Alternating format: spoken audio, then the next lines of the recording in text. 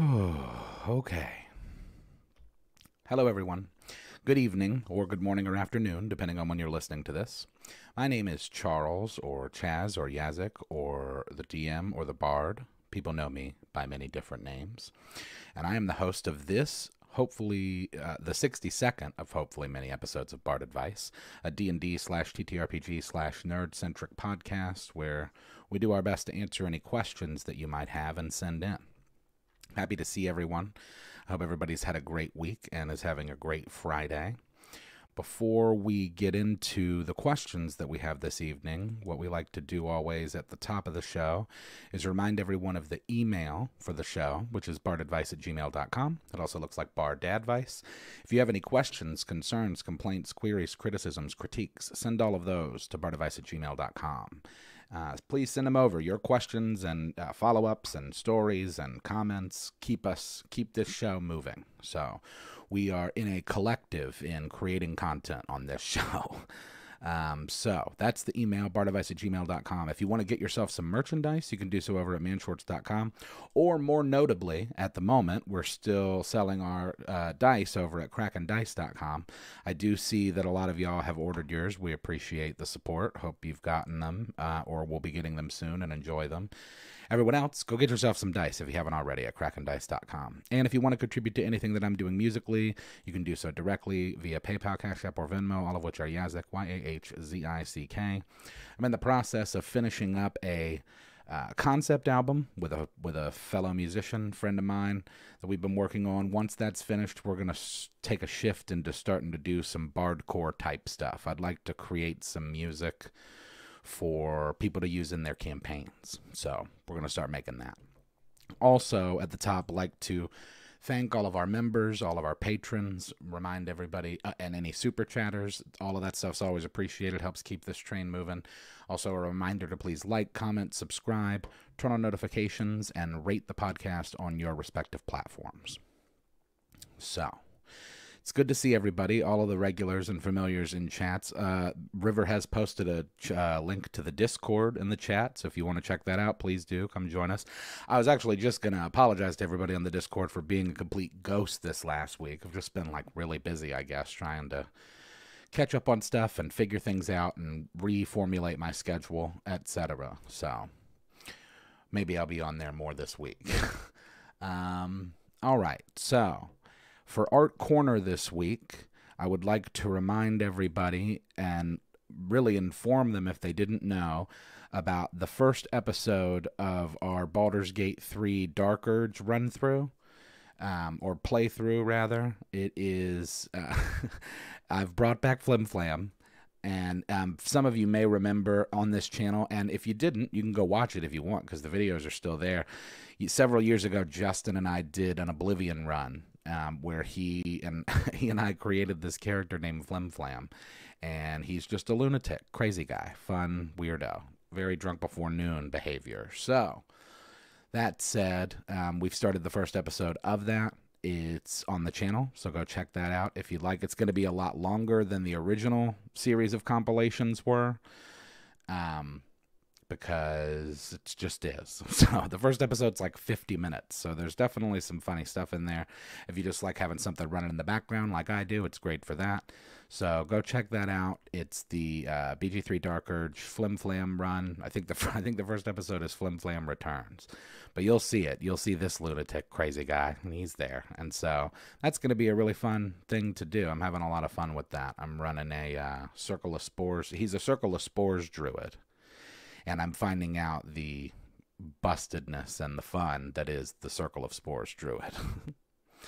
Let me see what's going on in chat, too. Jeez, I've been missing it. Love the show. Glad to see it live. I'm doing some online classes. Oh, nice. Well, thank you. I'm glad to hear that, Ringo. Appreciate you stopping in. Cool that you're getting to see it live. Flim. Yeah, dude. Flim's been fun. Flim has been fun. Soup Can? Yeah, Soup Can Sam's fun. Naked Run. Yeah, kind of. Well, I kind of had to nip that in the bud after a while because, of course, I guess you couldn't really nip something in the bud after a while, huh? I had to shut it down because I was like, well, we can't be just running around naked all the time on YouTube. Wow. Sorry that things are tough with that, Avram, man. Sorry to hear that. I hope things improve. It's been kind of a weird day for me in general. But, yeah. Well, let's get into some questions now that we've done a little bit of Art Corner. And remind everybody to go check that stuff out. And also go buy dice, krakendice.com. Get yourself a set. So we have 6 questions and a follow-up this evening. And tonight we're actually going to start with Chris. Usually I have him somewhere in the middle or towards the end, but we're going straight in with a Chris question tonight. So the first question is from Chris. And Chris asks, we've all heard the sometimes dreaded "it's what my character would do" as a reason and sometimes excuse for less than desirable deeds PCs perform. Is it okay for the DM/players to challenge this claim? Can they ask for it to be clarified if that information may not be revealed through roleplay yet? Well, thank you for the question, Chris. I'm not sure what chat's opinion is on this, but I will say I think that the DM can definitely question it, and the players should too, but only if it's disruptive to the game or it's problematic for some reason. I don't think that if that's someone's genuine answer that everybody should just be like, whoa, explain yourself. Oh, excuse me. But I definitely think that something could be questioned. And in particular, because, okay, so I wrote notes down about it. And what I said was, usually this kind of thing only happens in one of 2 instances. Either it already makes sense that the character would do that, in which case they probably wouldn't have to say it. Or if it's one where the behavior is problematic and it's not helpful to the group, such that it's disturbing other players or preventing them from having a fun time. This is why communication is important. A strong session 0 is important, etc. But mostly I think just talk to each other. There's a quote in 2K. in NBA 2K, there's one of the things that one of the announcers says is they don't have phones out there, so they may as well talk to each other. So it's, it's like it's a tabletop game. You might as well talk to each other. Yes, absolutely. There's nothing wrong with that. Challenge the norm, especially if said character is run by that guy. Well, to be fair, if you were in a scenario where that person was using that defense, I've seen it challenge when it was, in fact, not something their character would do. Yeah. I mean, sometimes more of a really dude. Yeah, true. I mean, it can be power gaming type behavior, but it's not necessarily related to how they... The short answer is yes. It's totally okay to question that. I think that the more disruptive it is, the more right you have to challenge it. And as the DM, it should just be noted that, like, the DM can challenge anything. That's kind of all we have. We had a guy do something that was 100% meta and cost us a lot in game, so he had consequences in game. Wouldn't get any part of the loot until we recoup the cost of the fix. Oh, that's nice. No qualms about asking another player to explain the character's motivation behind their actions. Yeah, in particular if it seems strange. But and also too, I think one of the notes I said was, yeah, there's nothing wrong with clarification, particularly if it affects the plot or role play. Like, that stuff matters, right? It's one thing if you're just, like, doing something for the sake of trying to look cool, but if it's, like, interfering with the group or what the group's goals are, then that's a problem.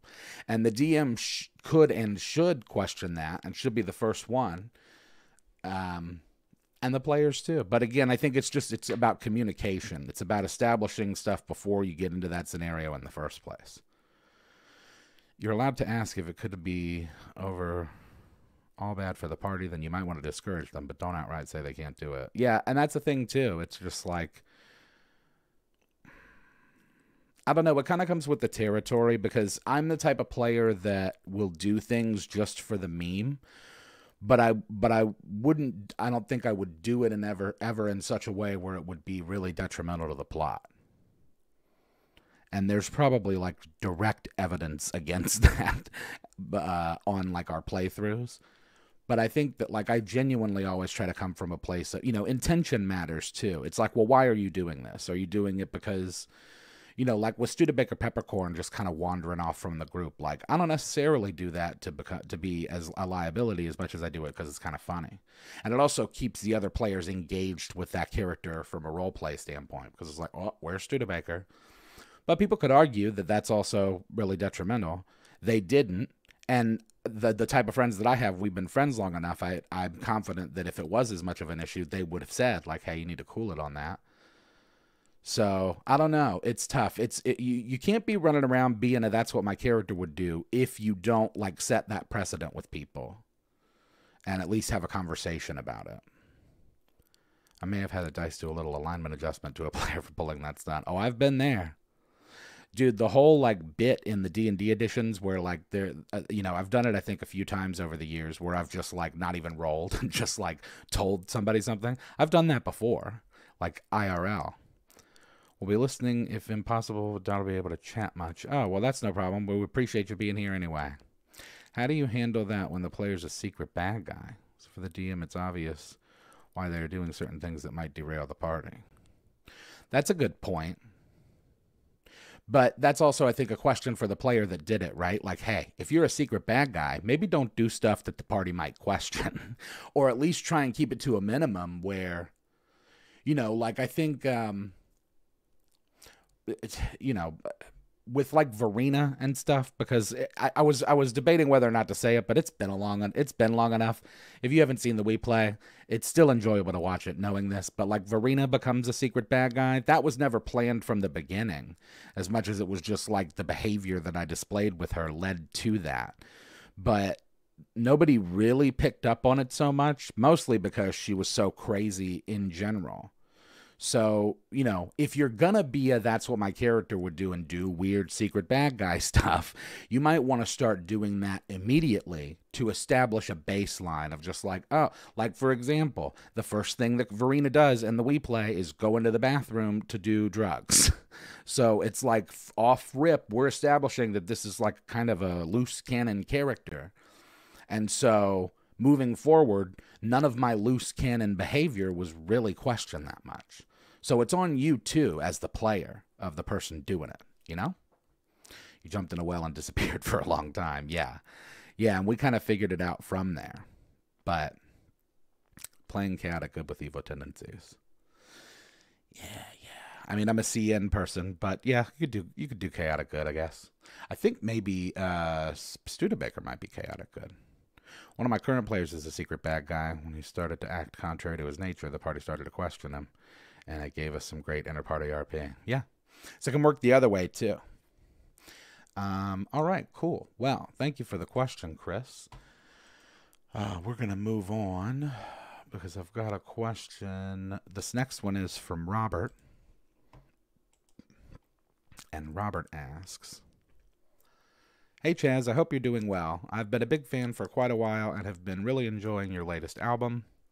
I've never been able to play D&D due to lack of people and inability to commit to a specific time and day, but it's something I've always found interesting. I've been listening on Spotify, but they've been pissing me off. Yeah, I hear you. I'm sure none of these platforms pay you very well, but is there one that has more earning potential? Also, I'd love to be able to walk into your vape shop, but being in Minnesota makes that impractical. I'm roughly a year older than you and have been smoking since I was 16. I've tried to quit multiple times, but haven't made it more than a month without lighting up again. I tried vaping when it first became a thing, but that didn't do it for me. I'm sure they've come a long way since then, so I thought it might be worth another shot. I'm currently smoking about a half a pack of menthols a day and was hoping you could give me some insight as to what brand and nicotine potency might best help me give up the flame. Thanks for reading, Robert. Oh, excuse me. Sorry, I had to take a water. Thank you for the question, Robert. Had to take a sip of water. So, yeah. First of all, let's get the Spotify stuff out of the way, because, like, I hear you. Spotify's so annoying, and it's like it's become like the standard. I would say, in spite of saying all of that, like, they are probably where I earn the most direct money from music. So I'm I've been debating putting together, you know, because I own Yazik.com, and I've not really done much. I've not really done anything with it. So I'm debating putting together like a little bit of a store where I do merch there for that. And on that note, I think that I may develop physical copies, either CD or like USB drives or something, or maybe even like a record, like a 45 or something of the existing albums. So that could be something where you know, that would certainly be helpful. But I mean, for the moment, honestly, the best thing that you can do is stream on Spotify and then just like tell people that you think might be interested in the music about it, because you know, I think that's the best way. That's the most organic way to grow is just like word of mouth. So with vape stuff, yeah. So definitely, I have a very similar story. I was smoking when I was a kid. Started when I was a kid, and then just I was a pack a day for a long time.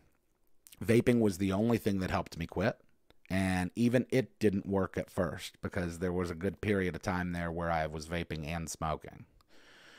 So I always tell people, and this is what I would tell you if you did come into the store. So how about this? You can't walk into the store. I'll just give you the spiel that I'd give you in the store. If you have the right device, the right flavor, and the right strength of nicotine, you can quit. Because I see people do it every day. And I did it myself. And I never thought I would quit smoking cigarettes. As for what you would probably need, it depends on which method you go with.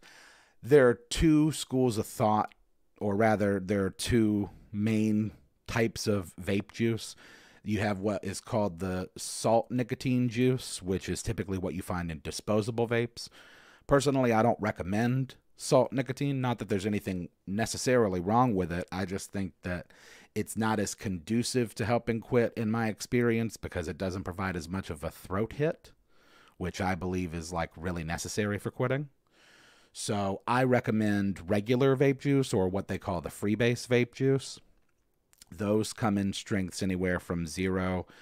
Mostly with freebase, they only go up to 6. So if you can find freebase juice in 12 or 1.2, that's probably what I would recommend for you at a half a pack a day. And I would try and find a flavor that is, I would think about what flavor you would want, because there are really two schools of thought when it comes to that. There are some people that like to have a flavor that replicates what they're already smoking. And then there are some of us like me. And honestly, to be fair, when I started vaping, that's what I did. The first vape juice I ever used was called Ranch Hand, because it was, it emulated a Marlboro Red. Whereas now, my juice of choice is one that we make that's honeydew berries and cantaloupe. So really good. But all of that's to say, like, I think that 12 nicotine, or, you know, you might be able to get away with 6. But I would try and find a local shop that, you know, where you can actually, like, talk to people about what the needs are in terms of the nicotine levels and stuff. And try and find a juice that you like. It can be a little bit of a bit of a learning curve, but to your point, it definitely has come a long way. You know, the new devices, there's a new pod system that's been out for a while that I've been using called the Oxva. It's really good. It doesn't leak. I really like it. I've enjoyed it. And there's a lot of cool stuff that, you know, you can get like probably what you remember if you just got into it, like just when it started to boom. Because like, honestly, like as far as I know, vaping's been around since like the 70s. I think that some guy figured it out. It's just essentially like putting the coil on top of a battery. But all of that's to say, it really started to get popular in the States, I guess, probably in like the mid to late 2000, like 2007, 2008, 9, that time. Excuse me. The company that I work for actually was established in 2009, so I think it was around that time. But I also want to make it clear that I'm not advocating for vaping, right? Like, obviously, putting anything into your lungs is not a good thing. But when you're talking about somebody that's a cigarette smoker, this is way safer. All of the studies that we have up to this point, it's way safer. So if you're going to be doing something in terms of nicotine consumption, vaping's probably the best way. Although, arguably, now they've got these new things like the Zen pouches. You know, data's still out on this stuff, but Basically, I just want you to know that it is something that you can quit doing this. And like I said, you have to have the right device, and not just like one that works, but like one that you don't lose, you don't break, because that can take some adjusting to find. And then a flavor that you like, that you're not going to get sick of, and the correct amount of nicotine that's going to curb your cravings for wanting to get cigarettes. So I would definitely recommend it. Got desert flavors and fruit flavors, and dessert flavors and fruit flavors and regular flavors. Yeah, they got a lot of stuff. Don't smoke, but have a coworker that's using a mango blueberry vape. Yeah. The difference in oils, disposable versus free, is it the same? Is that the same with the vape? Because I noticed disposables clog quicker. Yeah, so disposables are made with salt. And I also think disposables have a lot more sugar in them. The disposables are actually kind of fascinating. Like, not to get like too geeky with the vape stuff, but like it occurs to me that like I have customers that come in and will get like the disposables, and then I have others that come in and get juice for mods. And I've had people switch to a mod and then just go back to disposables, and their main reason is that because of the flavor. And I think that the reason that disposables have an edge on flavor is because the juice, instead of being stored in a bottle, the juice is stored in the disposable itself. And it's, that stuff that they use, that material that they use for like floral design. And it's like this, like it looks like it's green. And it's got like a little bit of give, and you can kind of like poke it and crumble it and stuff. It's very like nice and tactile. Anyway, it's basically that the juice is sitting in. And so as a result, none of that juice is oxidized, or it's, there's very little oxidation going on in this brick of storage space. And so the only juice that's really being oxidized is whatever's hitting the coil, and that's being vaped. So difference in... Oh, yeah. As to, I'm not sure completely about the THC. I don't have as much information about that. Juice Head makes a 12. So does Monster. Yeah, Naked makes juice in 12 too. And then Nickwood makes juice up to 24. I don't think, Ron, when I say that, I'm not saying that's exactly what it is. But I just mean that that's what comes to my mind, because it's basically just this really thick, it's like a memory foam type situation, where it's just this really thick absorbing type foam that sits there and holds all the juice. And so as a result, the flavor is more flavorful because it's less oxidized. But yeah, that's what I have to say about that. So I think that you can do it. Just, find a place where you can talk to somebody who's not just trying to sell you whatever the most popular disposable is. See about getting yourself a mod and juice. That is, it's also cheaper that way. You have a little more agency with flavor. In general, there's more juice than disposables, although those lines are kind of crossing. And disposables are starting to work just back into regular mods. So, but yeah. I would recommend to anybody. Like I said, I don't advocate vaping. I'm not telling anybody that you should vape. It's not good for you. But in comparison to smoking cigarettes, you got to pick your vices. So, best of luck to you, Robert. I hope that answers your question and sends you off in a way to get it done. I did actually say... Yeah, my best recommendation would be to find a local mom and pop shop with employees that will actually talk to you about your needs instead of just trying to sell you the newest disposable. So, yes, good luck to you. And feel free to keep us updated. Like I said, if you have the right device, right strength, and right flavor, you can do it. I did it, and I never thought I could. All right, let's go. We got more questions. Thank you for the question, Robert. The next question is from Stacy. Oh, and it makes me wonder if this question is prompted by something that happened with the dice. But anyway, Stacy asks, "Hi, DM. I would love to befriend a fairy dragon. How might I accomplish this, including class and race?" Well, thank you for the question, Stacy. Fairy dragons. So I looked into them. Here's what I found out. They are chaotic good. And what else does this say? A fairy dragon has a sharp mind, a fondness for treasure and good company, and a puckish sense of humor.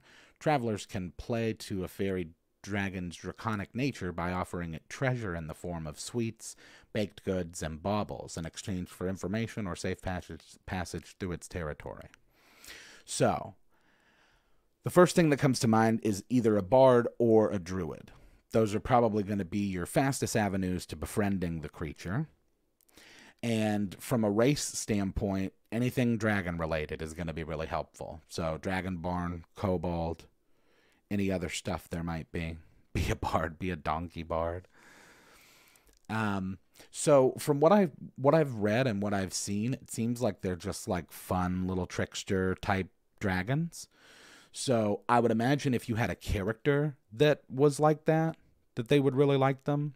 What's the name of the bard that in Critical Role in the first campaign?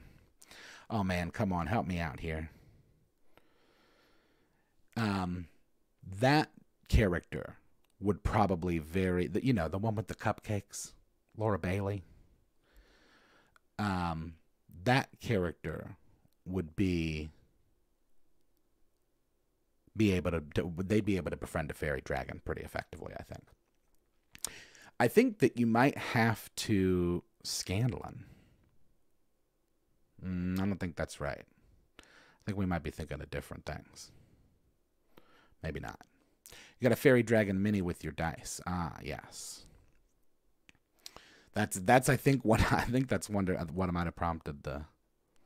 Oh, well, I don't know then. Maybe it's from the second campaign. I don't know enough Critical Role. I shouldn't have. Jester. Thank you. That's their name. How did I not think of that? I'm surrounded by. Okay. Well, Jester would probably be effectively able to befriend a fairy dragon, right? Because they've got that kind of attitude of just like a goofy little fun little trickster, which is what the fairy dragon is. I think that also if you wanted it to like accompany you and like become part of your party and stuff, you'd probably have to give it a reason to do that. I remember years ago we ran a campaign and I had a buddy that was a kobold, and part of the character development for like session 0 with him even being there in the first place was because like he was just there because he knew that we were going to like treasure hunt essentially, and so he just treated the adventure like a treasure hunt and was just like the loot goblin the whole way through. So I think that if you give them, if they like getting colorful stuff like these little gifts, etc., sweets, baked goods. I thought about Hezekiah Crustworthy, that that bard was he a bard that I made a while ago? And he bakes pies. Hey Canyon, welcome. She was a cleric, not a bard. Trickster domain cleric. Oh, well then that explains the behavior. Yeah, I assumed bard just because it was be a candy maker. Yeah, you could do like a whole I think you could make like a really cool bard character or even a druid character that like made baked goods. And or even somebody that, like I said, just has the same kind of personality as that. So maybe you've got like a little maybe an artificer too. If you had like a kobold artificer who was like a pack rat, that character could probably befriend a fairy dragon. But, it all comes down really, I think, to good charisma. So Bard might be the move anyway, because regardless of, you could go in with the best intentions and then totally fail a charisma check. You could go in as like a kobold dragon, somebody who's like a dragon historian or something, and then fail a charisma check, and then it's off or not. So probably best to make sure you have a strong charisma. Go with Bard. And make it fun. Make them be similar to the fairy dragon or in the same kind of orbit of behavior. What tier of healing potion you have to worry about? I don't know about that, dude. So long as a player can give me a good story reason as to why they were able to summon a fairy dragon with Find Familiar, I'd allow it. Ooh, that's cool. being of the being in that in there racially as the dragon with the dragonborn or the kobold, I think goes a long way to that RP. A bag of holding that opens to a bakery. Now that's a cool idea. If you had like a a bakery in the bag, and then you just kind of could set up on the side of the road, I guess, with a sign. Kender Flasher named surprise. I'm already allow pseudo dragons with fine familiar. A fairy dragon isn't too OP. Yeah, I think a lot of it would just be like for RP. It's not going to do too much. Although there's a lot to be said about having a friend that can turn invisible at will. That's for sure. Oh, and then of course, like they're chaotic good, so probably would help to be on that side of the alignment. Although it seems that like alignment means less than it once did. I don't know, maybe it's just showing my age, but like I remember alignment being such a big deal and then like not so much in 5, and then I'm hearing like they might be phasing it out entirely. I don't know, seems weird. I like it. But thank you for the question, Stacy. I hope that gives you an answer. I think any of that is good advice. There's people in the chat too that I'm totally missing. Kobold Artificer prop comic. Oh, dude. Like Carrot Top. Like a Kobold Carrot Top. There we go. You know, I never know what the name of the episode's going to be going into it, but we found it. When in doubt, have them be as fickle as an overleveled Pokemon that you don't have enough badges to command. Oh, man. Why phase alignment out? Yeah, I don't know. I don't know. I like it.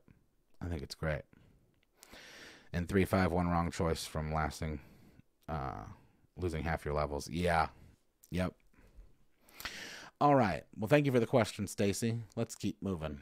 We got some more. We've got 3 more questions and then a follow-up. Oh, man, I got to get moving. All right. So the next question is from Eric. And Eric asks, hey, DM/Bard Chaz, love the podcast.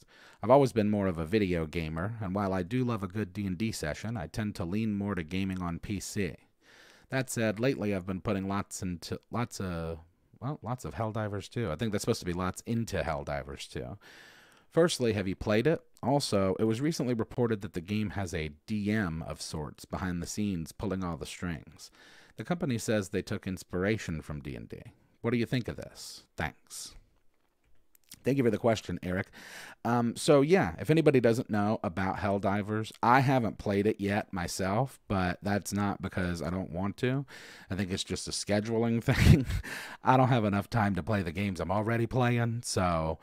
but it is a thing that's really appealing to me. Basically, from what I understand, if you're not familiar with the game, it's essentially like... it's a shooter that you can play online with your friends, and you jump to different planets, and you're basically at war with different alien factions, at least from what I've seen. You know, super giant alien bugs a la Starship Troopers, as well as like automatons, like robots. And so what's cool about it is that it's kind of like an online thing where like everybody kind of participates. So like everybody online that's playing is leading towards kind of a common goal. So I think that it's pretty cool. Like I said, I haven't played it, but I intend to. And I would encourage anybody to check it out because it seems to have really good reviews. People are really, really happy about it. It seems like they're into it. It's Starship Troopers meets Left 4 Dead 2. What if they give all Stormtroopers capes like that? True neutral is actually not that easy to be. That's true. For Super Earth, that's the second one. Oh no, River, you're playing? Oh man, now I kind of want to. Man, I don't know if I'll be doing it. Not this weekend, but soon. Yeah, because that's a thing. I think that I would have a lot of fun. I think Justin would have a lot of fun playing that with us. And really any of the guys. I'm surprised. We've been playing we've been doing the new Baldur's Gate 3 run, like we played night before last, I think. And so that takes up a good amount of time. But yeah, I'd probably be down to start playing like Helldivers if it was a thing where it was like play a couple hours a week. The gameplay loop is very simple but super addictive. Yeah, they're figuring it out. Also, like in regard to the DM thing, because I kind of like lost it and just kind of thinking about the game. That I think is really dope, and it makes me think, because it's like the company said that they were inspired by D&D, right? So it makes me wonder, since that's kind of been like revealed or at least like reported on, that will encourage other studios to operate that way. Because man, I think that like between Helldivers 2 and Baldur's Gate 3, we've been kind of it feels like more gamers are involved in decision making and production of stuff. I'm hoping that's the case. They're bringing back NCAA football, which I know not too many people in chat care about, but some of you do. As a sports fan, I'm way excited about that, because I've always played sports games like RPGs. I've talked about that ad nauseum on here, but they're bringing back NCAA football, so I'm like super hype. And I guess it's supposed to come out. I'm hoping it comes out like this summer. And I'm so thankful now that like EA has like their own thing going on with Steam, so that it's a non-issue, because like, years ago they just stopped. Well, I don't know if they ever made them for PC, or if they did, they stopped after a while. But yeah, I'm super excited about that. So yeah, check out Helldivers and check out the new NCAA game when it comes out. That'll be neat. And I hope that answers your question. Thank you for the question. All right.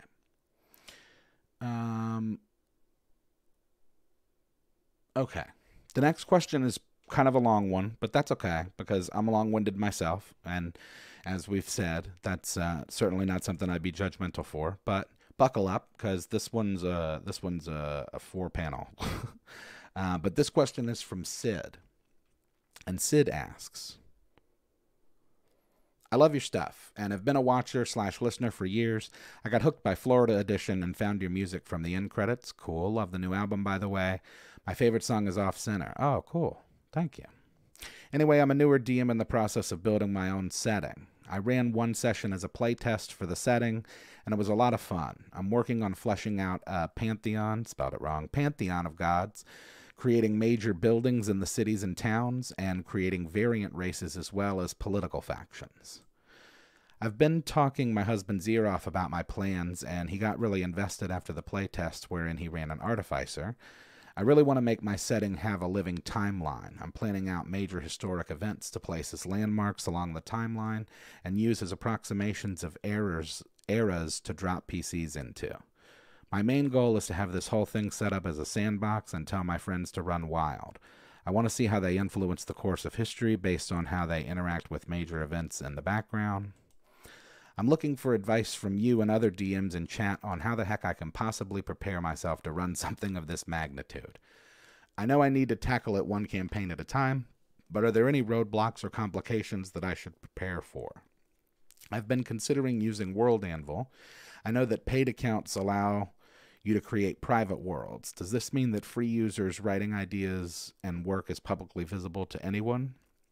I don't think so. I ask because I'm rolling the idea around of making my setting a supplement, and I really don't want all of my hard work just out there for anyone to take and use before I think it's finished. Again, love your music and the podcast. It helps me get through my day at work. Also, sorry for the long question. As you can see, I love going into detail. This was the result of my attempt at shortening it. Well, it's no problem at all. Thank you for the question. You should see my emails. It probably would make you feel better. It's not that bad. So it is extensive, and there are questions about it as to all of that stuff.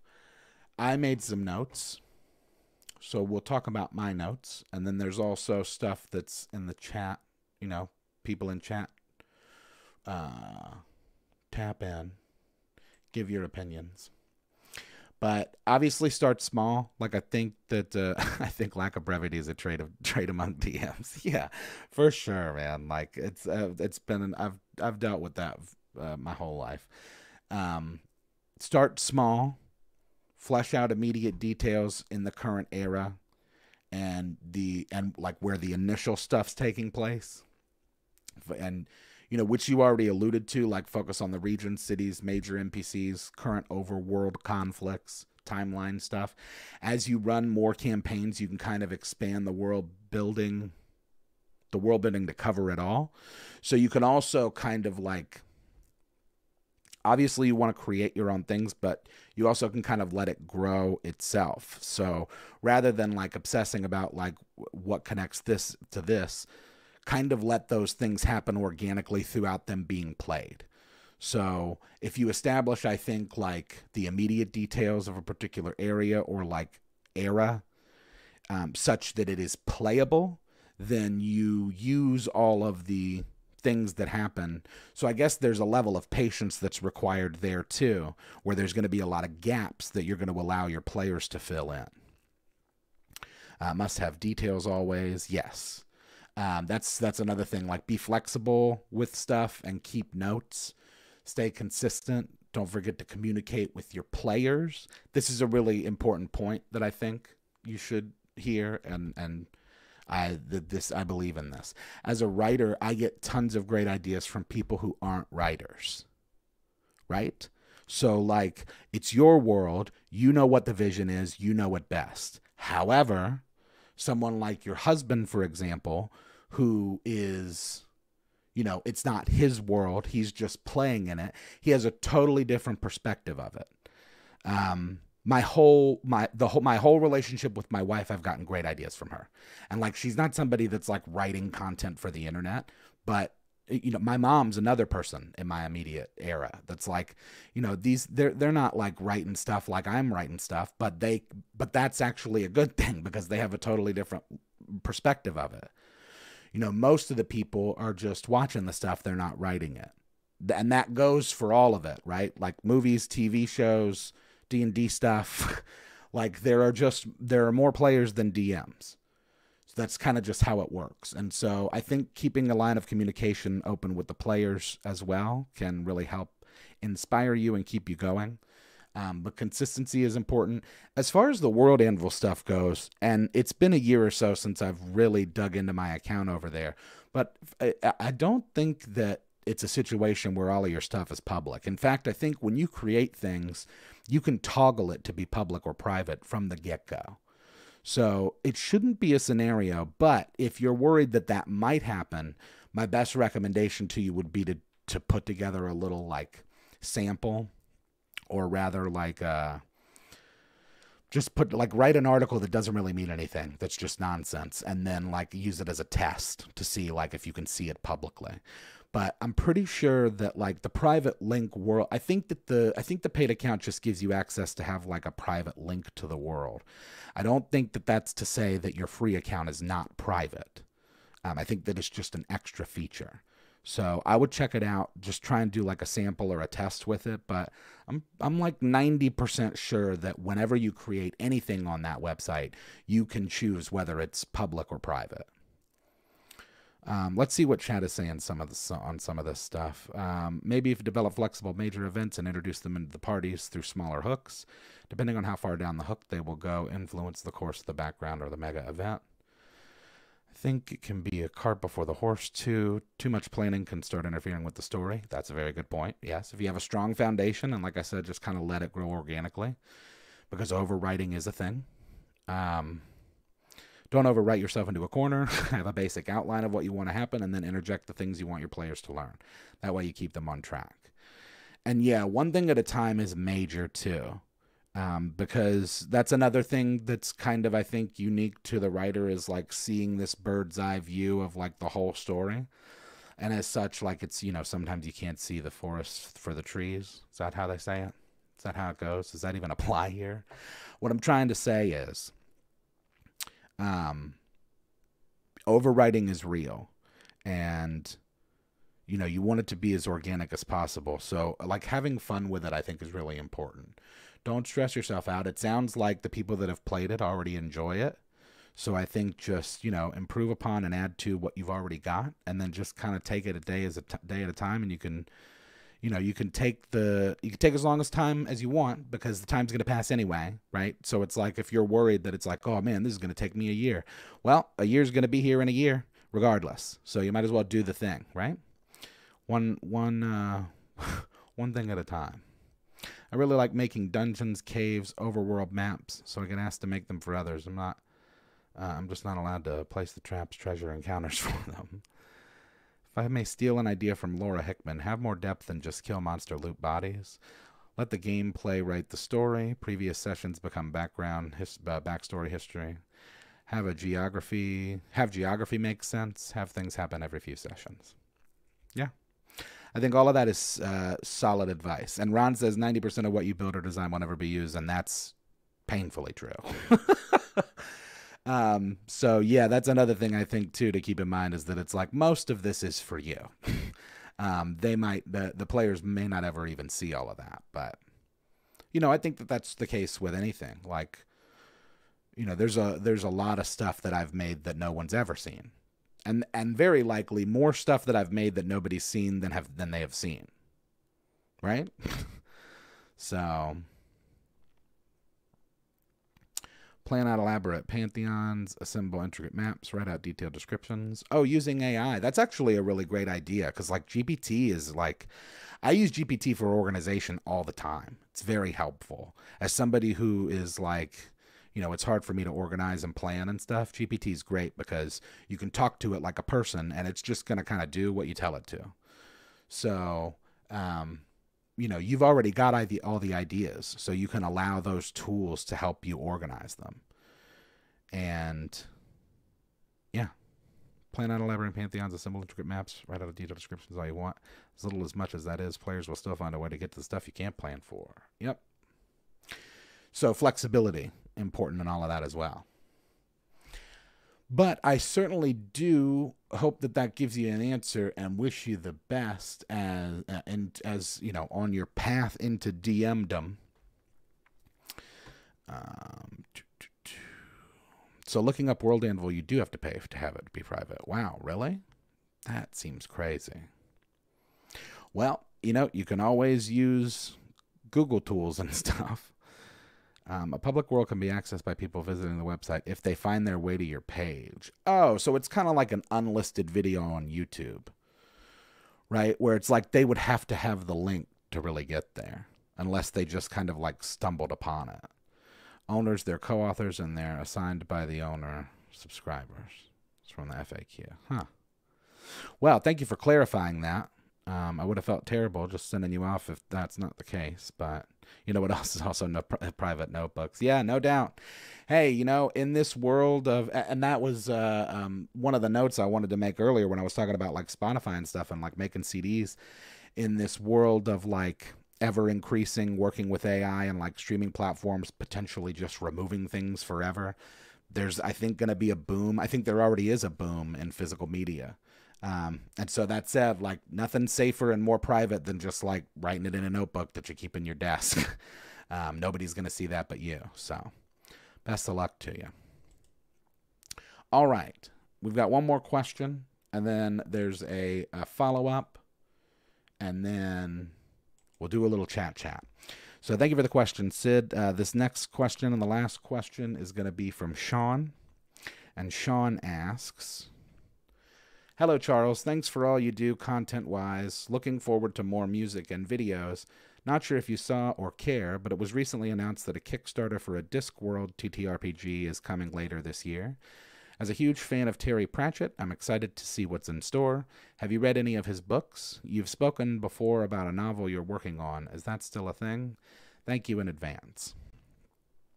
Well, thank you for the question, Sean. I did see something in passing about this new, it's like a Kickstarter for this new Discworld TTRPG. And I thought that they had made one of those before, and I looked it up and they did. And oddly enough, it was the Steve Jackson, which is the Munchkin guy, right? Let's see. George R.R. Martin uses an old school Olympia manual typewriter. I thought that he typed in like word processor, or like that original. Anyway, not Martin. We're talking about Pratchett. Yeah. So I am a fan of Terry Pratchett's work, although admittedly I've never read any of his books. I should. I have seen the Good Omens show and love it. And I mean, I could be biased because I love David Tennant so much. But it's, it's brilliant, obviously. And, the guy that was, the guy that played Gabriel in the second season, who isn't he the Madman guy? Hilarious. So good. Yeah, I think this is great. I think more fantasy novelists should do it. There are probably like examples or properties that exist, but it's like, yeah, man, there should be a Witcher TTRPG. There should be a Wheel of Time TTRPG. There should be a Game of Thrones TTRPG. I think it's great. And, if they're doing it in a way where, the creator is, because likely doing it this way is going to end up being more profitable for Pratchett himself. Certainly more profitable for him than if he would have like partnered with like Wizards or something. So I think this is great. I think more and more people should do this, and we should encourage and celebrate when these kind of fantasy stories are, then redistributed to us or represented to us in such a way where we can use it as mechanics for a game. The Game of Thrones TTRPG campaign would always end in a TPK. True. That's true. But hey, maybe that's the fun of it, Maybe it's like, maybe that is the Game of Thrones TTRPG, is that it's like you have three, like they're all one shots. It's like you have 3 hours to try and take the throne. I use 5 subject notebooks for a lot of campaign information. Yeah, notebooks are great. Way late to the party. No worries. Hey, we have a rule around here. If you're here, you're not late. That's the rule. If you were late, if you were way too late, if you were way late, you wouldn't be here. So, welcome. You're still here. Lair assaults. Not familiar. But, yeah, I think the Pratchett thing's cool. And I encourage other novelists or artists to do it. Oh, dude, would it be dope if there was like a Stephen King TTRPG? Whoa, dude. That would be super cool. There should be an ElfQuest live action movie to go with the books. We need a live action Zelda. Is there one coming? Is there one in production? Did we talk about this last week? I don't know why I've been thinking about that so much lately, but it's like I need that nostalgic itch scratched. I need a dope Zelda movie. And like while we're at it, a Metroid film. Which that might be cool, as like you might be able to pull that off in a really cool way to do it animated. But Stephen King TTRPG title, Spooky Stuff in Maine. Yeah, we definitely need that. Less than 3. Okay, well, no worries, Canyon. Thanks for stopping by. Alrighty. So, thank you for that question, Sean. That was the last one. And what we'll also do is this follow-up, which is actually from Ron. What song would I recommend for a DM and a witch's wedding? DM and a witch's wedding of your music. I don't know. I'm not sure if I understand the question completely. Working for a radio. Oh, yeah. Hey, Noli. How you doing? Thanks for stopping in.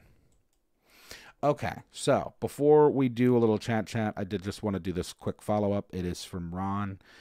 So let's talk about that just because it was some insightful notes, comments that he sent in. So Ron says, hey, Bardadians, just watch the range versus melee debate and declare a draw. Excluding guns. It's different to use ranged weapons in tight quarters like a dungeon crawl. A longbow against an orc in a 20 by 20 cavern isn't the best choice. On the other hand, in wide open spaces, ranged weapons are your first line of defense. First line of offense. Having watched the Airships of Nuada campaign, there were several lost opportunities where the ballista and later the cannons could and should have been deployed. Yeah, well, that's how we roll. Willa kicked ass, so different weapons should be deployed depending on the battle at hand. Yes. Thank you, Ron. And also, just a quick note to everybody, like on the debate show, like most of that is just like really the whole debate it's really just the format. Like these are not situations where it's like, I truly believe that rangers are better than druids. It's like, obviously it's all subjective. That's the best part about D&D. So it's like whatever works best for you. But from a format perspective, it's pretty fun to do. Omnia Witch's Brew. What's a witch's wedding? Music for a witch's wedding. Whoa. Yeah, and it is still 3-0. I don't know what I'm gonna do, man. This week, so that I'll let everybody know just a little, because the bardads and bardettes get a little preview as to what's coming Sunday, because I usually talk about it. Oh, well, you know what? We talked about it already. It's spells versus weapons. That'll be fun. Be interested to hear what people's opinions are on that. Maybe I'll get a win. There's a TTRPG for the Carnival Row show and a TTRPG for Roger Zelazny's Amber Chronicles and a TTRPG for Philip Jose Farmer's World of Tears series. Wow. Also, if you didn't know, we are effectively in chat. Losing like the Jaguar. No. I don't want to talk about them, man. What are we going to do? We're going to just run it back with like... So you fired the defensive coordinator, who was like one of the only successful things about our team was the defense. And then now, what? We're running it back? Making any changes? Are we going to do anything? I don't know. Weapons better for levels 1 through 4 than level 5 plus fireball. Yeah, I think that's a thing too, especially like in 3.5. Like level matters when you're talking about that kind of stuff because, like a level 3 barbarian can do a lot of damage like from a relative standpoint. But like once you get up to like level 15, 16 as like a sork or a wizard in 3.5, forget about it, dude. You could totally blow people up. Look at your favorite media, and there might already be a TTRPG if you do a little digging. Oh, that's true. Let's see. Got news for the bardadvicians. Oh, what do you got? Lay it on us, pirate. Yeah, what's everybody's good thing of the week? I've had like a really stressful week. I guess that I guess my good thing for the week is that the dice went on sale, but that was technically last week. So, yeah, those are out there and available, and we should be getting out. Richard Lewis passed. Yeah, that was a shame. That guy's really funny. Got a new job. Nice. Heck yeah. Congratulations. Everybody say congratulations, pirate. That's great. I hope that you, hope that it's good. Quit your government job. Your dice came today. Oh, that is a great thing. Well, I hope that you enjoy them. Yeah, I know. I saw that I missed a bunch of stuff in the Discord this week. Sorry, gang. It's just been like a wonky week, I suppose. Ruby survived another heart procedure. That's fantastic. Great to hear.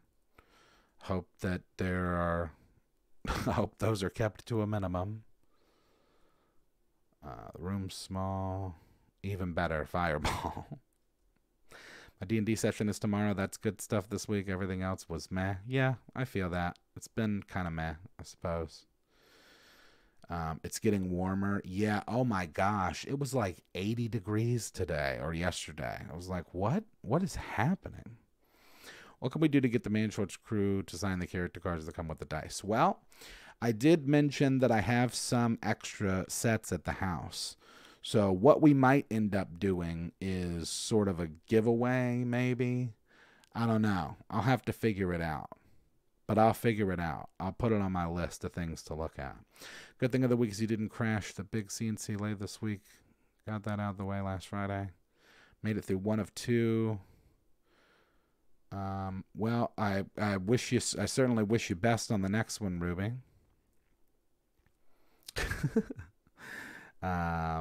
Archaeology work. Whoa, let's go. That's really fun. Dude, it was 80, then 40, then 70. Oh, yeah, well, that's just Florida stuff. That's just how I feel like between like February and May, it's like it could be anything.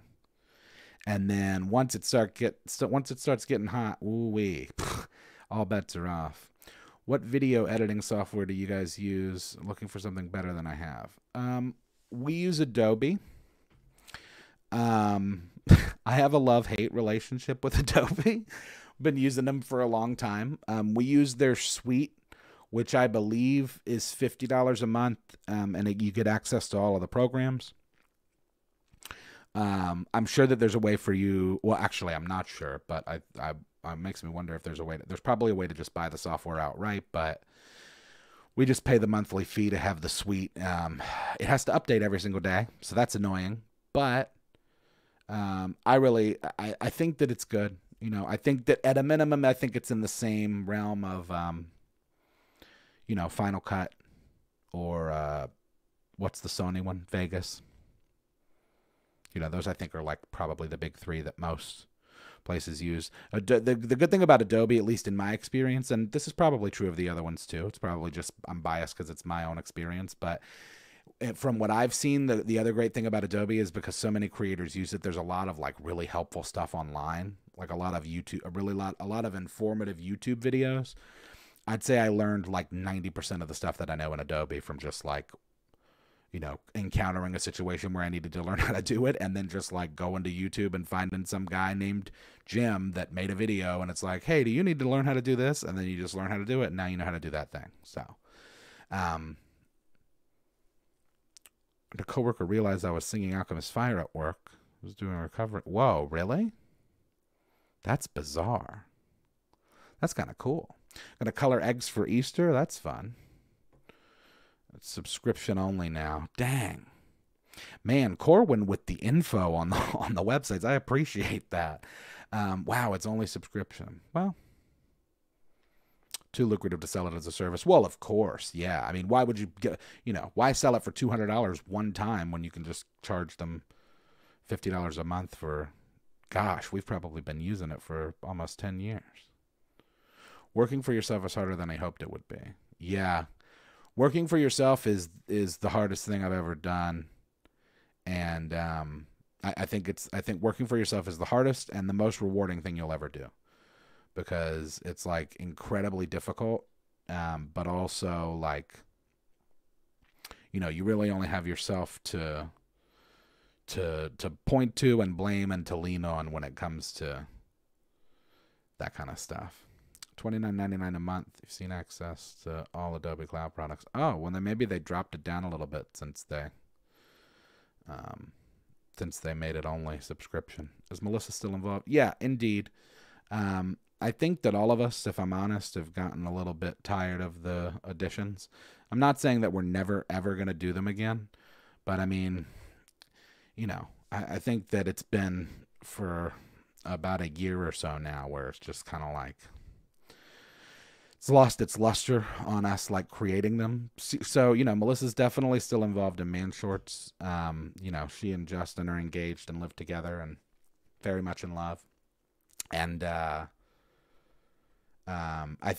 we have some ideas. So I've got some ideas in store that may or may not include her in doing it. So I'm going to see what she has to say about that. Find a very expansive collection of skills. It's finding people that need them on a regular basis. Yeah. Had to work for a boss's wife for a while last year when he broke his hip. Wow. Still trying to fix all the damage she caused. What happened? You couldn't pay me enough to be my own boss. Yeah, I don't know. You could pay me enough. I already am my own boss. Like, you could pay me enough. Turns you into a workaholic? Yeah, maybe. I don't know. It's like when I was working at when I was working in an office, it's like you're gone for like 10 hours because it's like an hour to get to work with traffic, and then you're there for, you know, it's really like 11 because you're there for 9 because you have like an hour lunch break, depending on what the deal is.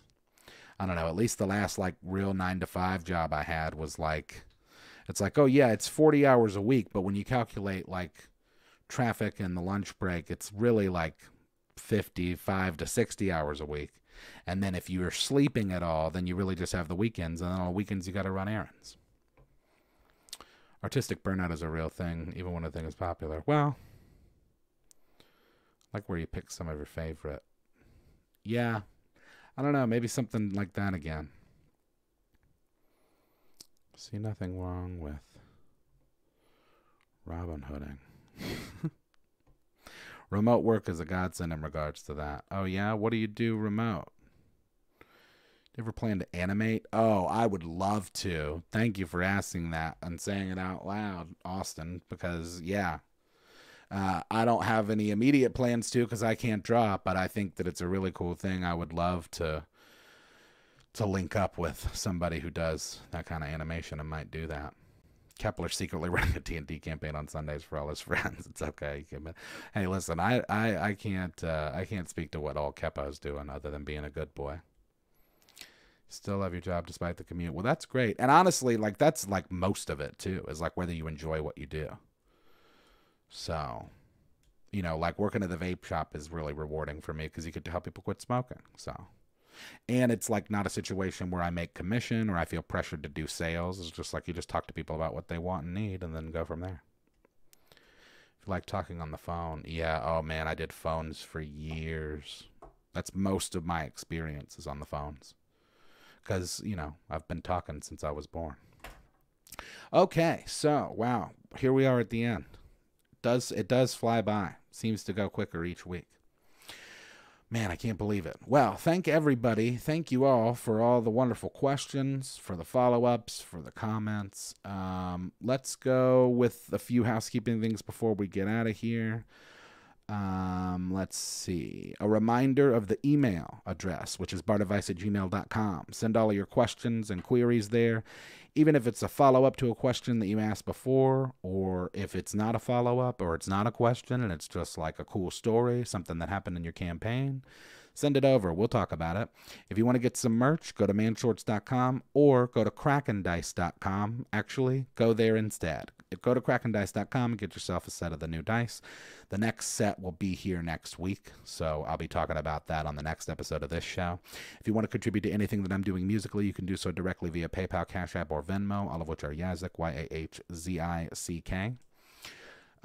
Let's see. We will be back here next week, same Bard time, same Bard channel, 10 p.m. Eastern Standard on the Man Shorts YouTube channel. The audio for this podcast will be made available tomorrow at 12 p.m. Eastern Standard Time. I hope that everybody has a fantastic weekend and an even better week, and we will see you next time.